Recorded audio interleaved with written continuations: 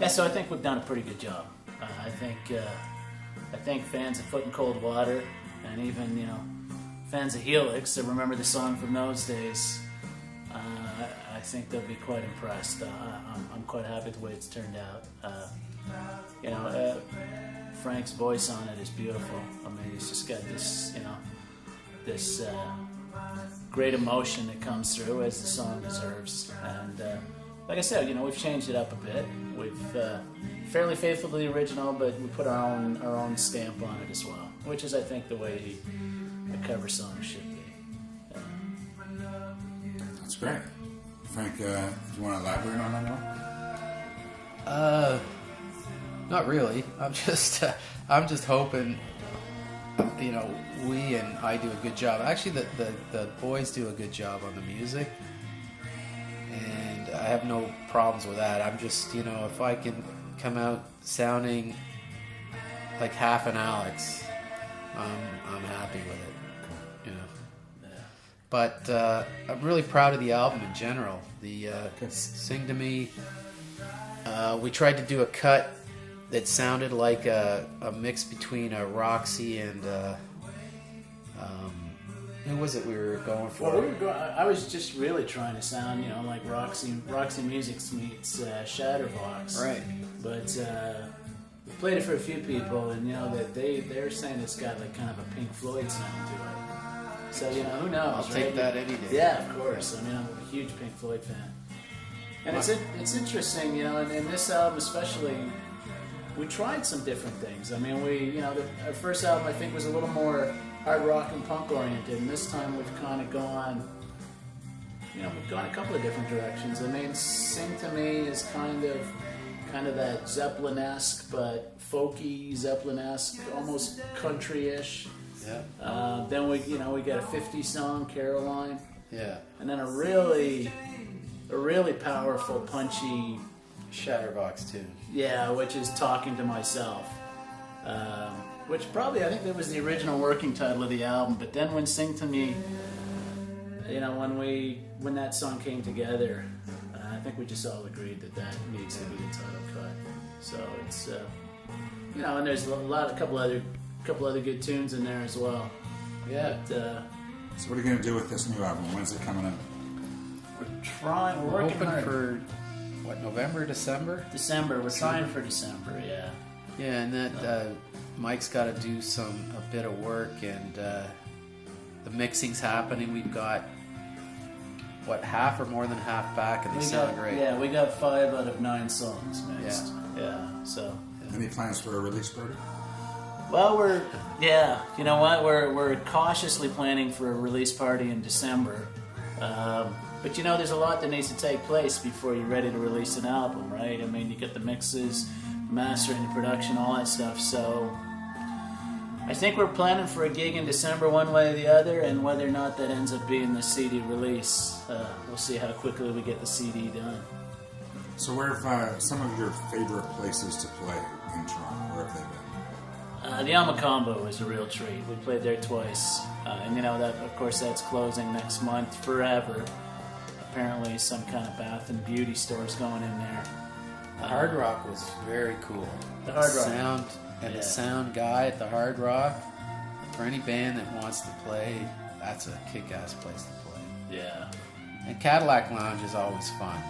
That's where we did a lot of the earlier stuff, along with Graffitis, which is great. Yeah, Graffiti's a great spot. Yeah, that's it. Yeah, and we played in the West End. We played We played all kinds of places. The Black Cat. Black Cat's a cool spot. Yeah, lots of private parties. Private parties are good. They're always great. Yeah. So, we like to play, Yeah. Like we're like 4 Keith Richards that want to just play. We're a hard-working band. Like when we do a show, we do 3 1-hour sets. Wow. Yeah, which is a lot, By the end of the show, at the end of the night, we're exhausted for sure.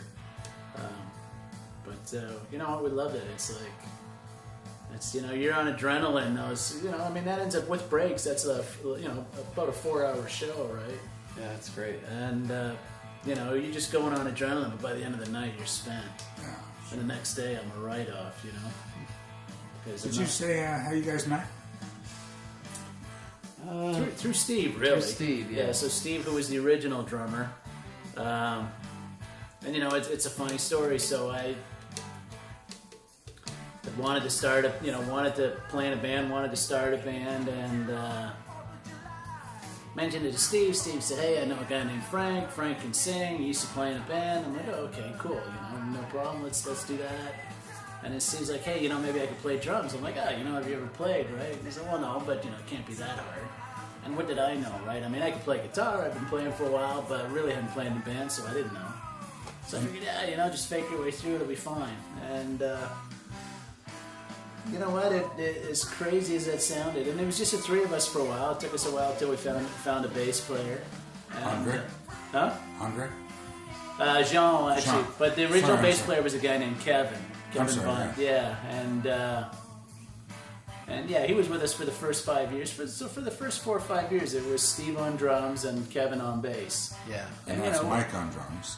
Now it's Mike, yeah. So Kevin left first, and then Jean. That's when Jean came in, and then shortly after Steve left, and that's when Mike joined. And Mike Mann, right? Mike Mann, yeah. And he's an incredibly talented drummer. Yeah, he's a great drummer. And he's a kind of a journeyman. He's been around the block. He's I think he even toured Europe, and he toured across Canada. And Jean.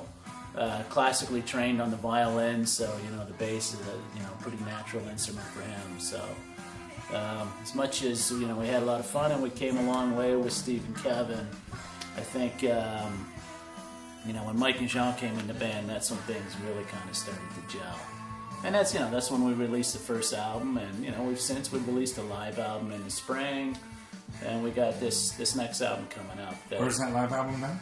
At the Rock Pile. At the Rock. The Rock Pile East, yeah. What was the event around that? What was that? There was a band out of Ireland that was touring around North America, and they were doing a benefit.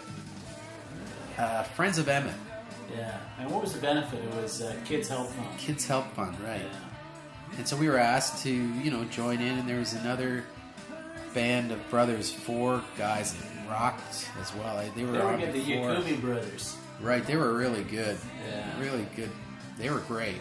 Loved them. Then we got on, and Eric went to the sound guy, because from the stage and from out in the audience, the sound was incredible. So he said to the guy, he asked him, "Hey, can you tape us?" And he agreed. What? It was for $30 or something. Why did they do that at Rock? Yeah. They did, yeah. So, and...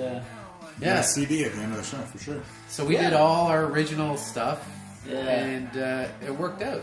And you know what? Because of the nature of the game, we usually do a mix of originals and covers, right? Because that's kind of what our audience kind of expects and demands. But because we were just doing one set, and it was, All originals. Yeah, so it was the first time we did a show that was all originals. So that was cool.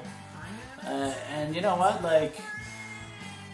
We just come off a couple other gigs, and we ended up just having a really, really good night. And the guy did a great job of the mix. Yeah. So it was just that the live album was just live off the floor, one track, or one stereo track. So no mixing, nothing, right? Then we just took the raw mix, and it sounded great. And I had it mastered, and it's a. And we're gonna make millions one day. Yeah, we're gonna make millions off it. Yeah, hundreds at least. Yeah. So, what's the future plans then? Future plans. This album. Yeah. And I've got things in the works that I'm writing on. Eric and I are writing a couple of things. Yeah. I've written 2 songs that are kind of half written. That I'm actually For the next pretty. album? Yeah. Yeah. And, Well, we've got a few And we've songs got that songs we ready. play live. We've got Melody ready. Melody and Walk Away. That Walk are Away is regular, ready. Yeah, regular staples of the live set that we didn't have a chance to put on this album. So So we got another half album, pretty Ready to much go. ready to go. It won't take us long to Yeah. get another one out. yeah, And looking forward to it. I'd like to write harder stuff. I like, rocking out. Yeah. A lot of our stuff has been. This one is a little bit. a little mellower. This album. This album will be mellower, but I think people will like it. And Yeah. but I I'd like to rock out Get a back little to bit it. more. Yeah. You know. And I mean, in general, you know what? We're just gonna keep writing and keep creating music and keep playing. I mean, we're just gonna keep putting music out there. I mean, if you go to whatever Spotify or iTunes or whatever, I mean, you'll see we've got 2 full-length albums and 3 singles out there. Right? So what happened on Reverb lately? Oh yeah, Reverb Nation. Yeah, we just got a notification today. We're in the top 10 for rock bands in Toronto, which I don't know what that's based on, but hey, we'll take it. So it's good to me. Yeah, so that's been fun too. Yeah. And Toronto Rocks. We're on Toronto Rocks. Yeah, well. other than Toronto Rocks, how do you promote your shows? So you do a lot of online? Yeah, I mean, we got a mailing list of about 400 people, so we always send out, notices for that. Facebook, Twitter, and throw up some posters and beg people to show up. Lost cat. Yeah, Lost Cat pictures. Yeah. Has anybody seen this band? Yeah. Okay, so closing comments?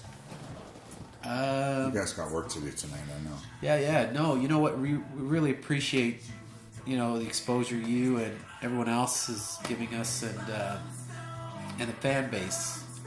I just like to say thank you, for coming out and enjoying the music. That's what it's all about. And if we can keep doing that, we'll keep doing it.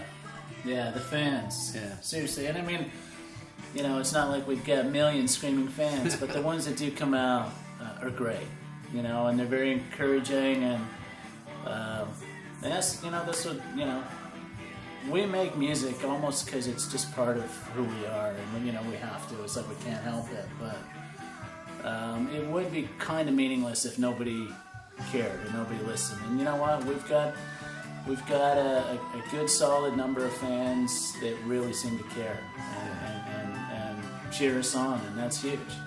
Come out to the shows and make us feel like it's worthwhile and make us feel special, and it's great. Yeah, I'll take the hundreds for now. Hundreds, yeah. One step at a time. Yeah. No, it's a lot of fun. What we do is a lot of fun, and I mean, anyone who listens and loves rock and roll, it's in your blood. It'll always be in your blood. It's great to be able to play it and sing to people. It's just a great thing. Well, personally, as Toronto Rocks founder, CEO, etc., and Musicians in Bars Getting Beer founder, CEO, etc., you guys are some of the nicest that I've met in this business, and I wish you all the best. It's been a pleasure having you on Musicians in Bars Getting Beer. Frank, thank you. Thank you. And Eric, thanks very much for having me in your house. For sure. Thanks, Billy. Cheers. Thank you. Thanks, Billy.